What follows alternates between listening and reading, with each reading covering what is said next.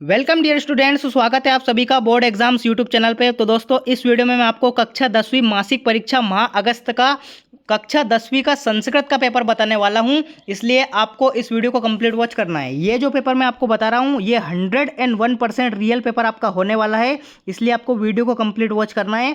साथ ही में अगर आपने हमारे यूट्यूब चैनल को अभी तक सब्सक्राइब नहीं किया है तो यूट्यूब चैनल को आप सब्सक्राइब कर लीजिए, ताकि आने वाले वीडियोज़ की नोटिफिकेशन सबसे पहले आपको मिल जाएगी। ठीक है, संस्कृत के अतिरिक्त शेष जो आपके 5 विषय है उनके रियल पेपर इसी यूट्यूब चैनल पे अपलोडेड हैं, तो आप वीडियोस में जाके उनको अच्छी तरह से वॉच कर लीजिए और उनको कंप्लीट याद कर लीजिए, ताकि आप 6 के 6 विषय में 20/20 स्कोर कर पाएंगे। ठीक है, चलिए जी, तो बिना किसी टाइम को वेस्ट किए शुरू करते हैं।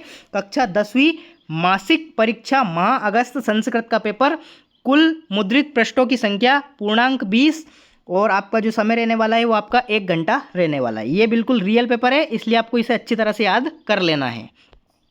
निर्देश आप यहाँ पे देख सकते हैं। सर्वे प्रश्न अनिवार्य संति, प्रश्नानाम सम्मुखे अंका प्रदत्ता, यानी कि प्रश्नों के सामने अंक लिखे हुए हैं। ये सब फालतू की चीज़ें हैं, अपन को देखना है पेपर, वो भी रियल। चलिए, सबसे पहला जो क्वेश्चन आपका पूछा गया है, उचितम विकल्पम चित्वा लिखत। ठीक है, चलिए देखते हैं, पहले क्वेश्चन से शुरुआत करते हैं। पहला क्वेश्चन, अधोलिखितेषु अव्ययम अस्ति, निम्नलिखित में से कौन सा एक अवयव है? ठीक है, पहला ऑप्शन है आपका रामः, दूसरा है आपका छात्रा, तीसरा है आपका कुत्र और चौथा है आपका पुष्पम। तो अधोलिखित अवयम अस्ति, इन चारों में से आपका कौन सा अवयव हो जाएगा? कुत्र एक अवयव है, यानी कि सी ऑप्शन, सा वाला ऑप्शन इस क्वेश्चन का करेक्ट आंसर आ जाएगा।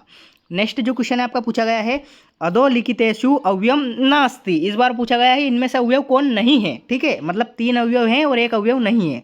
तो देखिए, पहला ऑप्शन है आपका अधुना, दूसरा है आपका अत्र, तीसरा है आपका फलम, चौथा है आपका सर्वत्र। तो क्वेश्चन का राइट आंसर क्या जाएगा? फलम इस क्वेश्चन का राइट आंसर आ जाएगा। सी ऑप्शन इस क्वेश्चन का करेक्ट आंसर आ जाएगा, क्योंकि फलम एक अवयव नहीं है। ठीक है, चलिए नेक्स्ट देखते हैं। प्राचार्य पदे उपसर्ग अस्ति, प्राचार्य के पद में कौन सा उपसर्ग है? ठीक है, प्राचार्य जो आपका शब्द लिखा हुआ है इसमें क्या उपसर्ग है? ठीक है, पहला ऑप्शन आपका प्रा, दूसरा है आपका प्रा, तीसरा है आपका आचार्य, चौथा है आपका प्राच। ठीक है, देखिए इन दोनों का तो कोई सेंस ही नहीं बनता है। अब बचे 2 ऑप्शन, 2 ऑप्शन में आपको ध्यान रखना है कि ये वाला नहीं आएगा, प्रा के साथ एक डंडा आपको आ की मात्रा लगानी पड़ेगी, तो बी ऑप्शन इस क्वेश्चन का करेक्ट आंसर आ जाएगा। नेक्स्ट जो क्वेश्चन आपका पूछा गया, 4th क्वेश्चन, अनु उपसर्गस्य उदाहरण नास्ति, यानी कि इनमें से कौन सा अनु उपसर्ग का उदाहरण नहीं है? तो देखिए, पहला ऑप्शन है आपका अनुगच्छति, दूसरा है आपका अनुवदति, तीसरा है आपका प्रहरति, चौथा है आपका अनुव्रजति। तो इन 4 ऑप्शन में सब में जो बाकी के 3 हैं इनमें अनु लगा है, यानी कि इसका करेक्ट आंसर क्या हो जाएगा? सा ऑप्शन, यानी कि प्रहरती। इसमें अनु का कोई लेना देना ही नहीं है, तो अनु उपसर्ग का उदाहरण कौन नहीं है? प्रहरती इस क्वेश्चन का राइट आंसर हो जाएगा। सी ऑप्शन इस क्वेश्चन का करेक्ट आंसर हो जाएगा। तो इस प्रकार से आपके 4 नंबर के सही विकल्प पूछे जाएंगे, आप इनको अच्छी तरह से याद कर लीजिए। नेक्स्ट क्वेश्चन देखते हैं। कोष्टकात् चित्वा रिक्तस्थानानि पूरयेत्, कॉपी 4, कोई से भी आपको 4 करना है। ठीक है, तो मैं आपको 6 के 6 ही बता देता हूँ, जो आपकी मर्जी हो वो आप कर लेना आराम से। ठीक है, चलिए पहला क्वेश्चन क्या है, वृषभा रिक्तस्थान पतात। तो वृषभा रिक्तस्थान पतात, पहले में आपका राइट आंसर क्या जाएगा? पहले में आपका राइट आंसर आ जाएगा क्षेत्रे। क्या जाएगा? क्षेत्रे। ठीक है, क्षेत्रे आपको लिखना है। सेकंड जो क्वेश्चन है आपका, चंडवातेन मेघरवेश्च सह रिक्तस्थान समजायात। तो क्वेश्चन का करेक्ट आंसर क्या जाएगा? कृष का। ठीक है, सेकंड में आपका राइट आंसर क्या जाएगा? कृष का। तीसरा जो क्वेश्चन है आपका पूछा गया है, विचित्रे संसारे खलु रिक्तस्थान निरर्थकम नास्ति। तो इसका राइट आंसर क्या जाएगा? किंचित। ठीक है, किंचित इसका राइट आंसर आ जाएगा। नेक्स्ट जो क्वेश्चन है आपका 4th क्वेश्चन, यह निमित्तम उद्देश्य प्रकुप्यति रिक्तस्थान अस्ति। तो इसमें आपका राइट आंसर क्या आ जाएगा? अपगमय। ठीक है, अपगमय आपको इसमें राइट आंसर लिखना है। जल प्लस उपप्लवा संधि युक्त पदम भवति, जल प्लस उपप्लवा में संधि युक्त, मतलब इसको जोड़ेंगे तो क्या बनेगा? इसका राइट आंसर क्या जाएगा? जलोपल्लव। ठीक है, ये वाला इसका राइट आंसर आ जाएगा, क्योंकि यहाँ पे गुण संधि है। ठीक है, आ प्लस ऊ जब मिलता है तो क्या हो जाता है? ओ हो जाता है, इसलिए इसका राइट आंसर क्या जाएगा? जलोपल्लव। ठीक है, नेक्स्ट जो क्वेश्चन आपका पूछा गया है, भानुदे में कौन सी संधि है? भानुदे पदे रिक्तस्थान संधि अस्ति, गुण संधि या दीर्घ संधि। तो राइट आंसर क्या जाएगा? दीर्घ संधि इसका राइट आंसर आ जाएगा। इस प्रकार से आपके 6 नंबर के, तो यहाँ पे 6 दे रखे हैं, इनमें से आपको कोई से भी 4 करना है, तो मेरे अकॉर्डिंग आप शुरू के ही 4 कर लीजिए, ज़्यादा अच्छा रहेगा। ठीक है, एक बार और इनके आंसर्स देख लेते हैं। पहले में आपका राइट आंसर आ जाएगा क्षेत्रे, दूसरे में राइट आंसर आ जाएगा आपका कृष का, तीसरे में राइट आंसर आ जाएगा आपका किंचित, चौथे में राइट आंसर आ जाएगा आपका अवगमे, पांचवें में राइट आंसर आ जाएगा आपका जलोपल्लव, और लास्ट में आपका राइट आंसर क्या आ जाएगा, दीर्घ संधि। इस प्रकार से आपके 6 रिक्त स्थान है, इनमें से आपको कोई से भी 4 करना है, आप कोई से भी 4 आपके अकॉर्डिंग कर लीजिए। चलिए नेक्स्ट क्वेश्चन देखते हैं। उचित युग्म मेलनम कुरुत, यानी कि आपको सही जोड़ी का मिलान करना है। ये 6 नंबर की है, 6 के 6 आपको जरूरी ये करना पड़ेगा। चलिए पत्नी, पत्नी को काई से मैच करना है, पत्नी को मैच करना है आपको, पत्नी का जो आपका पर्यायवाची है, समानार्थी है, पत्नी को एक और नाम क्या होता है, भार्या होता है, तो पत्नी को आपको भार्या से मैच करना है।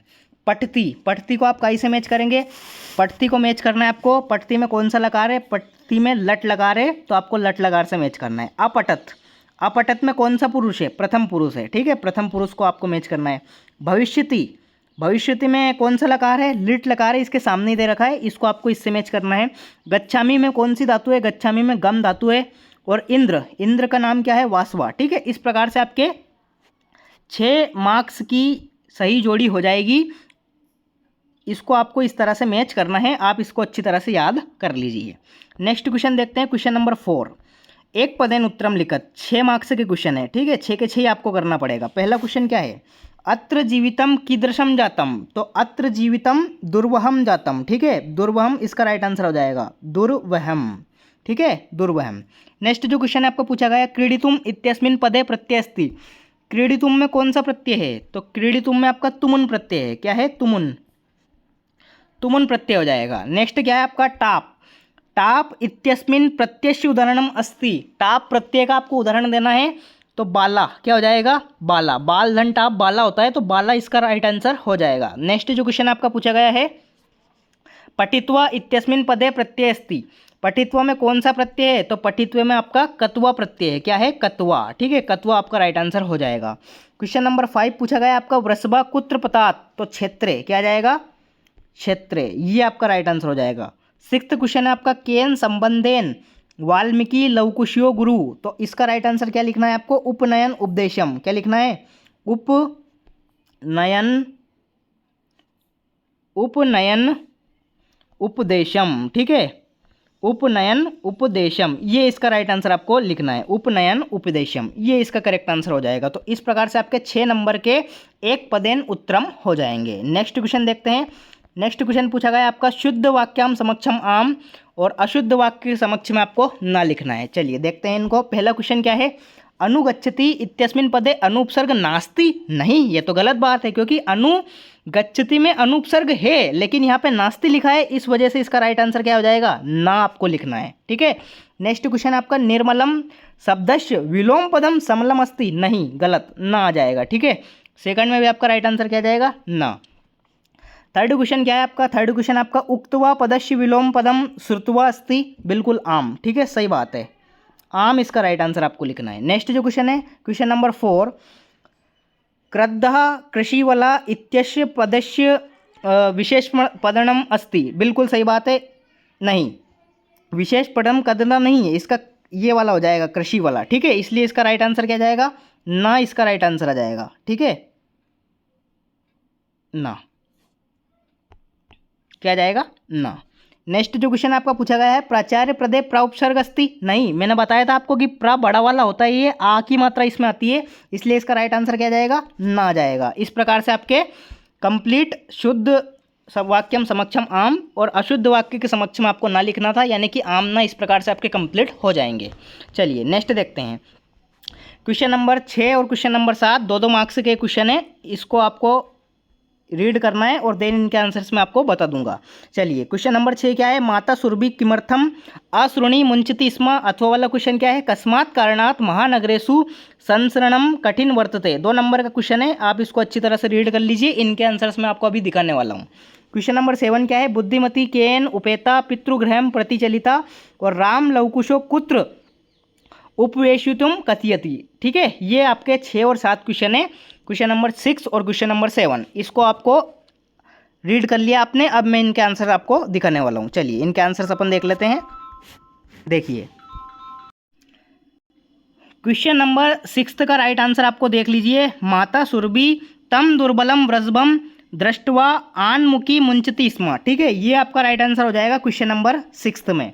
और अंतिम और क्वेश्चन नंबर 7 का राइट आंसर क्या हो जाएगा?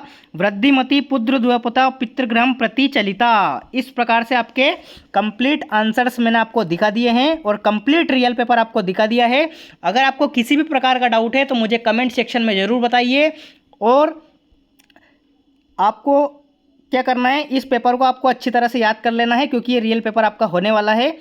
तो आप चैनल को सब्सक्राइब कर लीजिए ताकि आने वाले वीडियोस की नोटिफिकेशन आपको मिल जाएगी। ठीक है, ये पेपर बिल्कुल रियल है। अगले वीडियोस में मैंने आपको सारे के सारे पेपर बता दिए हैं, तो जिन जिन स्टूडेंट्स ने सारे के सारे पेपर नहीं देखे हैं वो जल्दी से जाकर उनको देख लीजिए। मिलते हैं अगले पेपर में अगले पेपर के साथ। तब तक के लिए टाटा बाय बाय, जय हिंद, वंदे मातरम।